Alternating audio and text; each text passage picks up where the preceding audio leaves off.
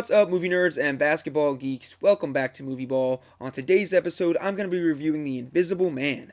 Ooh. I was never really into those classic Universal monsters. I mean, they're a bit before my time. They originated in the 1920s, and although I pay my respects to what's obviously important in cinematic history, I never really got into the classic renditions of these characters. And when it comes to The Invisible Man, I know that he was really on the less popular side of these monsters, where you have Frankenstein, Dracula, and the Mummy kind of more at the forefront, but I mean, invisibility has always been cool, and even if it's something that's been done before, it'll still always be an intriguing concept. So when the trailer for this movie came around, I was looking forward to it, because not only do we get a terrific actress headlining in Elisabeth Moss, but we also get a great director in Leigh Whannell, who made one of my favorite movies in recent memory, in Upgrade. Not enough people have seen this movie still, and it is awesome. If you like sci-fi action movies, believe me, you must see this. But you get that fantastic actress-director combo paired with the invisibility factor, and what do you get when it's all said and done?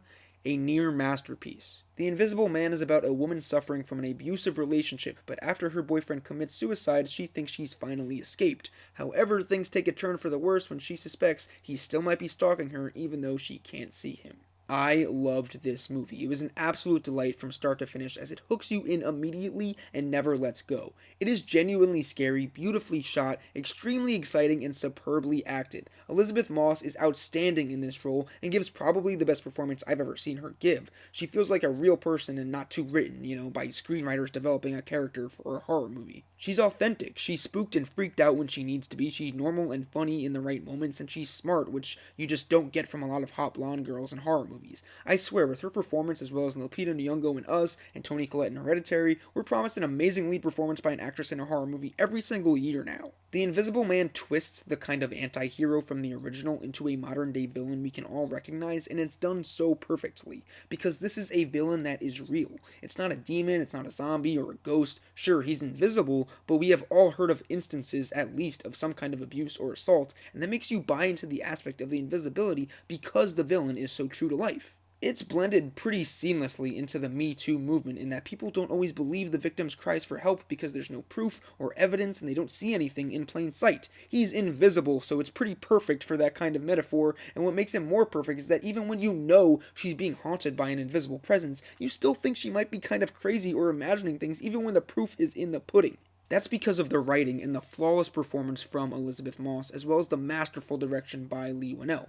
The horror sequences are truly haunting. He crafts tension so perfectly in these scenarios because you have no idea if the Invisible Man is really there or where in the room he might be if he's there at all. Say what you will about Paranormal Activity, which is my favorite horror movie of all time, but Whannell clearly drew inspiration from this horror classic as well as the series as a whole, because what's so effective about both of these movies is that what truly scares us is what we can't see.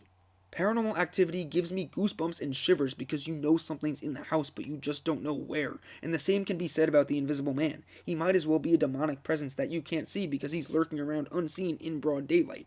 If you don't like Paranormal Activity or hate most of the entries in that franchise, don't be concerned because it's not like the whole movie is equivalent to those films. It's only a couple of scenes here and there that Whannell clearly was inspired by and that it was obvious to make a connection to. As much as I love Paranormal Activity, it's like it's like that movie, but with vastly superior performances, a more engaging story, and not found footage. As far as flaws go, I don't have many. There are a few plot conveniences that make the story go in one way or the other to advance the narrative, but you can accept it and stay engaged because the movie is just so good and entertaining that it doesn't matter. Also, the boyfriend character is perhaps written a little too cartoonish. I understand that you need to paint this picture for us that he's terrible and abusive, and of course there's people like that, but at times he felt like a walking stereotype of the asshole, abusive boyfriend, as every line of dialogue of his was like, I'm not even kidding, something controlling or what you would expect someone of this nature to talk like, but always. Like, again, I get it, and I didn't take a big issue with it, and it didn't take me out of the movie or anything, but on the flip side, I was saying how real and authentic Elisabeth Moss's character felt. Meanwhile, the boyfriend is not fleshed out under any circumstances other than he's an abuser, and then also this is his job description. So, not that, we need him to really be fully realized as a character, but you get what I'm saying. Overall, the action scenes were exhilarating, the suspense and scares were effective as hell, and the performances and story only aid in truly making it all meaningful. It's in tune with today's society, but it also doesn't preach anything. And it's also unpredictable. At times my jaw dropped and I was like, did that just happen?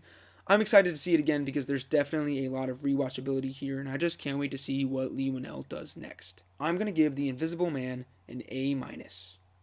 At times, this movie even felt like a dark origin story for a supervillain, and it even had a bit of a chronicle vibe to it, and I just think it's really cool that this movie has crossed so many different genres, from horror to thriller to action to superhero-esque, and they all blend well for a really good time at the movies. Please like and subscribe and comment. Jesus Christ, I'm invisible. I mean, help me!